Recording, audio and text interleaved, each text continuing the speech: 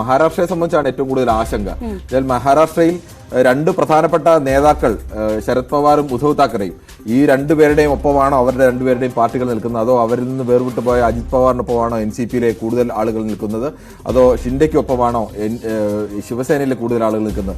അത് പ്രത്യേകിച്ച് നഗര വോട്ടർമാരാണ് നിർണ്ണയിക്കുന്നത്. നഗര മണ്ഡലങ്ങളാണ് ഏറ്റവും കൂടുതൽ ഈ ഘട്ടത്തിൽ വോട്ടെടുപ്പ് നടന്നത്. തീർച്ചയായും ഇന്ത്യ മുന്നണി ഏറ്റവും കൂടുതൽ പ്രതീക്ഷ വെക്കുന്ന സംസ്ഥാനം കൂടിയാണ് മഹാരാഷ്ട്ര. അവിടെ പോളിംഗ് ശതമാനം ഇത്രയും കുറയുന്നത് രണ്ടുപേരെ സംബന്ധിച്ചും ആശങ്കപ്പെടുത്തുന്നുണ്ടാകും ഇപ്പോൾ കണക്ക് കൂട്ടലുകൾ. സ്വാഭാവികമാണ്. പക്ഷേ ഇത്തവണ എനിക്ക് തോന്നുന്നു ഏറ്റവും കൂടുതൽ ഒരു മത്സരം നേതാക്കൾ എന്ന നിലയ്ക്ക് ബംഗാളിനേക്കാൾ കൂടുതൽ, ബംഗാളിനെ സംബന്ധിച്ചിടത്തോളം ഏതെങ്കിലും തരത്തിൽ മമതയ്ക്ക് തിരിച്ചടി വന്നാലും മമത അവിടെ സംസ്ഥാനം ഭരിക്കുകയാണ്. പക്ഷേ മഹാരാഷ്ട്രയിൽ അങ്ങനെയല്ല. മഹാരാഷ്ട്രയെ സംബന്ധിച്ചിടത്തോളം അവിടുത്തെ വിജയപരാജയം ചിലപ്പോൾ സംസ്ഥാന സർക്കാരിന്റെ ഭാവിയെ തന്നെ ചിലപ്പോൾ ബാധിച്ചേക്കാം. സംസ്ഥാന സർക്കാർ നിൽക്കുന്നത് തന്നെ ഒരു വിഭാഗം ശിവസേനയിൽ നടന്ന ഒരു വിഭാഗം, NCPയിൽ നടന്ന ഒരു വിഭാഗം, ഈ രണ്ടുപേരെയും കൂട്ടിയോജിപ്പിച്ചുകൊണ്ടാണ് അവിടെ ഒരു സർക്കാർ നിൽക്കുന്നത്. ആ സർക്കാരിന്റെ ഭാവിയെ തന്നെ ചിലപ്പോൾ ഇനി ഇരട്ട എഞ്ചിന്റെ ബലത്തിലാണ് ഇപ്പോൾ അവിടുത്തെ സർക്കാർ മുന്നോട്ട് പോകുന്നത്. ആ ഇരട്ട എഞ്ചിനിൽ ഒരു എഞ്ചിൻ പ്രശ്നത്തിലായി കഴിഞ്ഞാൽ 3 എഞ്ചിൻ എന്ന് വേണമെങ്കിൽ പറയാം. ഏറ്റവും പ്രധാന എഞ്ചിനായി BJP നിൽക്കുന്നു. തൊട്ടുപുറമെ ആദ്യം അവർ അടർത്തിക്കൊണ്ടുവന്നത് ശിവസേനയിൽ നിന്ന് ഷിൻഡെ വിഭാഗം നിൽക്കുന്നു. അതിനുശേഷം മഹാരാഷ്ട്ര കണ്ട ഏറ്റവും വലിയ രാഷ്ട്രീയ തന്ത്രജ്ഞനും മഹാരാഷ്ട്രയിലെ ഏറ്റവും പ്രധാനപ്പെട്ട രാഷ്ട്രീയ നേതാവുമായ ശരത് പവാറിനെ പോലും പിളർത്തിക്കൊണ്ട്, ശരത് പവാറിന്റെ NCP പോലും അദ്ദേഹത്തിന്റെ ചിഹ്നമടക്കം നഷ്ടപ്പെടുന്ന അവസ്ഥയിലേക്ക് പിളർത്തിക്കൊണ്ടുവന്ന് അജിത് പവാറിന്റെ നേതൃത്വത്തിൽ ഒരു സംഘം നിൽക്കുന്നു. അവിടെയാണ് ഏറ്റവും കടുത്ത മത്സരം. ഇതിൽ ആർക്കൊപ്പമാണ്? മഹാരാഷ്ട്രയിലെ പ്രധാനപ്പെട്ട പാർട്ടികൾ എന്ന് പറയുന്നത് യഥാർത്ഥത്തിൽ BJPയോ കോൺഗ്രസോ അല്ല. മഹാരാഷ്ട്രക്കാരുടെ സ്വന്തം പാർട്ടി എന്ന് പറയുന്നത് NCPയും ശിവസേനയുമാണ്.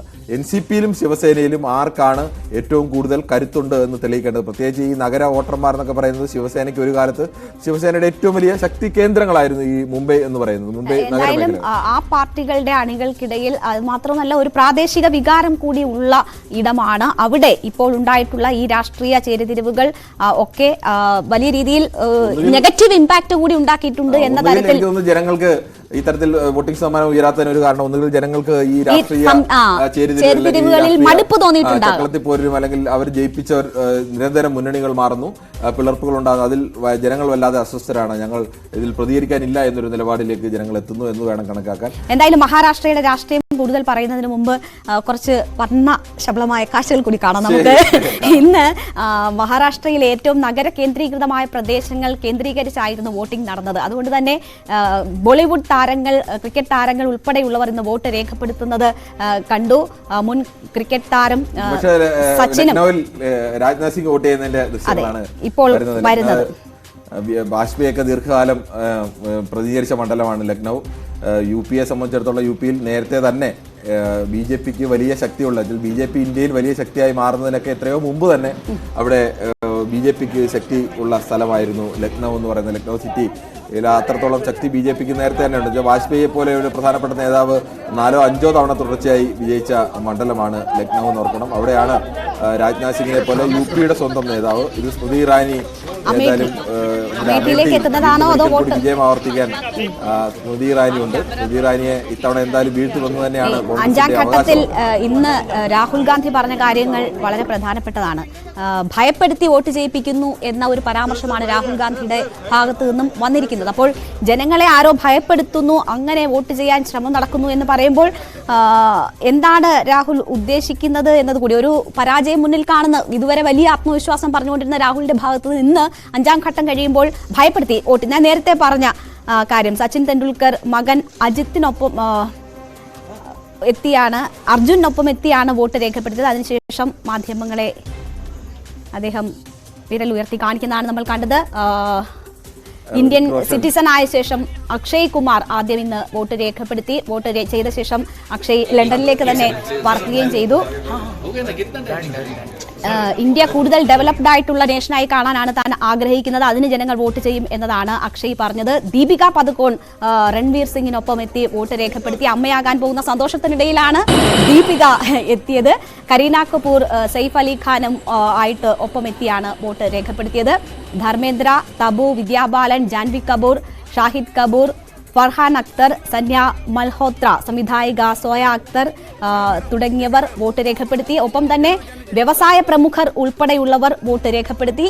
എന്തായാലും ആ നിലയ്ക്കൊക്കെ വമ്പിച്ച പ്രതികരണം ലഭിച്ചിട്ട് പോലും വോട്ടിംഗ് ശതമാനം 48ലേക്ക് ചുരുങ്ങി എന്നതാണ്. എനിക്ക് തോന്നുന്നു രാഷ്ട്രീയ പ്രമുഖരെ ഒഴിച്ചു നിർത്തിയാൽ ഏറ്റവും കൂടുതൽ സെലിബ്രിറ്റികൾ, വിവിധ മേഖലയിലെ സെലിബ്രിറ്റികൾ ഏറ്റവും കൂടുതൽ നിൽക്കുന്ന സ്ഥലം എന്ന് പറയുന്നത് മുംബൈയാണ്. ഏറ്റവും കൂടുതൽ സിനിമാ മേഖലയിലായാലും ക്രിക്കറ്റിലായാലും ഏറ്റവും കൂടുതൽ സെലിബ്രിറ്റികളുള്ള സ്ഥലം മുംബൈയാണ്. ഇവരെല്ലാം താമസിക്കുന്നത് മുംബൈ നഗരത്തിലാണ്. അതുകൊണ്ട് തന്നെ മുംബൈ നഗരത്തിലെ വോട്ടിങ്ങിൽ ഇത്തരമൊരു താരപരിവേഷം ഉണ്ടാവുക വളരെ സ്വാഭാവികമാണ്. പക്ഷേ എന്നിട്ട് പോലും വോട്ടിംഗ് ശതമാനം 48-ൽ ചുരുങ്ങി എന്നുള്ളതാണ് മഹാരാഷ്ട്രയെ സംബന്ധിച്ചുള്ള കാര്യം. ഞാൻ നേരത്തെ സൂചിപ്പിച്ചത് കിരൺ, രാഹുൽ ഗാന്ധി പറഞ്ഞ പരാമർശത്തിലേക്കാണ്. ഒരു പക്ഷേ അത് അതിന്റെ ഒരു യാഥാർത്ഥ്യത്തിലേക്ക് അടുക്കുന്നു. വോട്ടെടുപ്പ് എന്ന നിലയിലായിരിക്കുമോ അഞ്ചാം ഘട്ടത്തിൽ ഇങ്ങനെ ഒരു പ്രതികരണം രാഹുലിന്റെ ഭാഗത്തു നിന്നും ഉണ്ടാകുന്നത്? നേരത്തെ EVM-നെ കുറിച്ചൊക്കെയുള്ള പല പരാമർശങ്ങളും പ്രതിപക്ഷത്തിന്റെ ഭാഗത്തു നിന്നും ഉണ്ടായിട്ടുണ്ട്. അതിനോട് ചേർത്ത് വെച്ച് വേണം ഇതും കൂടി കാണാൻ. എന്തായാലും എനിക്ക് തോന്നി ഈ തെരഞ്ഞെടുപ്പിന്റെ ഘട്ടത്തിൽ അധികം കാണാത്ത ഒരു ചിത്രമാണ് മായാവതിയുടേത്. ഒരു കാലത്ത് UP-യെ അടക്കി ഭരിച്ചിരുന്ന, അല്ലെങ്കിൽ UP-യിൽ ഒറ്റയ്ക്ക് ഭരണം നേടിയ മായാവതി എന്ന് പറയുന്ന അസാധാരണയായ ഒരു ഇന്ത്യൻ രാഷ്ട്രീയത്തിലെ സ്ത്രീ എന്ന് വേണമെങ്കിൽ പറയാം.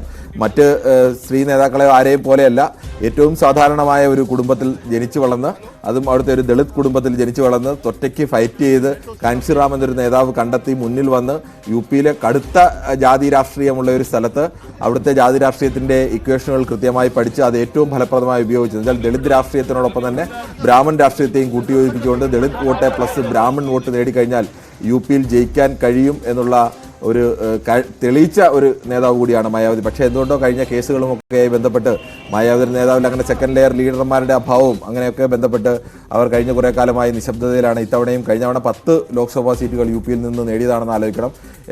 BSP SP സഖ്യം വന്നപ്പോൾ SP ആയിരുന്നു വലിയ പാർട്ടിയെങ്കിലും അന്ന് 10 സീറ്റുകൾ നേടാൻ കഴിഞ്ഞത് BSP-ക്കാണ്. SP-ക്ക് 5 സീറ്റുകൾ മാത്രം ഒതുങ്ങേണ്ടി വന്ന അവസ്ഥ ഉണ്ടായിരുന്നു. അപ്പോൾ ആ മായാവതിയാണ് ഇപ്പോൾ ഒറ്റയ്ക്ക് മത്സരിക്കുന്നത്. 2014 മുതൽ നിറം മങ്ങുന്നു, 2019 ശേഷം ഏതാണ്ട് നാമാവശേഷമാകുന്ന തരത്തിലേക്ക് തന്നെ. പക്ഷെ അപ്പോഴും രേണുക മറ്റൊരു കാര്യം ആലോചിക്കണം. ഈ BSP പരാജയപ്പെടുന്ന ഘട്ടത്തിലൊക്കെ നേരത്തെ അവർക്ക് 19%, 20% വോട്ടുണ്ടായത്. 12% കുറയുമ്പോഴും ഈ 12% എന്നൊക്കെ പറഞ്ഞാൽ UP-യെ സംബന്ധിച്ച് ഒരു ഭാഗത്ത് BJP നിൽക്കുന്നു, മറുഭാഗത്ത് കോൺഗ്രസ് SP നിൽക്കുന്നു, മറ്റൊരു ഭാഗത്ത് BSP നിൽക്കുന്നു. BSP-യെ സംബന്ധിച്ച് ഈ 10%, 12% വോട്ടുണ്ടെങ്കിൽ ആ വോട്ട് എങ്ങോട്ട് പോകുന്നു എന്നുള്ളത് പോലും. ഇപ്പൊ BSP-യുടെ വോട്ട് കണ്ണുവച്ചിട്ടാണ് BJP പ്രധാനമായി നിൽക്കുന്നത്. ദളിത് വോട്ടുകൾ വിശാലമായ ഒരു ഹിന്ദു ഐക്യത്തിലേക്ക്, അതിനാണ് കഴിഞ്ഞ ദിവസം അടക്കം പ്രധാനമന്ത്രി അടക്കം വന്നിട്ട് പറഞ്ഞത് അയോധ്യയിൽ അവിടെ UP-യിൽ യോഗി ആദിത്യനാഥിന്റെ ഭരണമാണ്, ആ ഭരണത്തിന് ഏതെങ്കിലും തരത്തിൽ ഈ ലോക്സഭാ തെരഞ്ഞെടുപ്പ് ബാധിക്കില്ല, അത്രത്തോളം വലിയ ഭൂരിപക്ഷമുണ്ട്.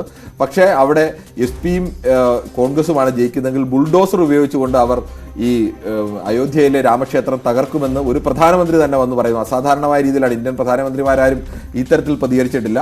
ആ തരത്തിലേക്ക് ഏറ്റവും ഹിന്ദുത്വ വർഗീയ വികാരം ഉണർത്താൻ കഴിയുന്ന തരത്തിലേക്കുള്ളൊരു പ്രസ്താവന അടക്കം ഇറക്കിയത് എനിക്ക് തോന്നുന്നു പ്രധാനമായും ഈ ഹിന്ദു വോട്ടിലൊരു ഏകീകരണം ഉണ്ടാകണം. അത് തന്നെ ദളിത് വോട്ടുകളിലടക്കം അവർ ഒരു കാരണവശാലും SP-യിലേക്ക് പോകരുത്. എന്നുവെച്ചാൽ നേരത്തെ തന്നെ SP BSP തമ്മിൽ ഈ രണ്ടുപേരെ വോട്ട് ബാങ്കുകൾ തമ്മിൽ ചെറിയ സംഘർഷങ്ങളുണ്ട്. കാരണം BSP-യുടെ പ്രധാനപ്പെട്ട വോട്ട് എന്ന് പറയുന്നത് SC ST വിഭാഗത്തിൽപ്പെടുന്ന, പ്രധാനമായി SC വിഭാഗത്തിൽപ്പെടുന്നതാണ്.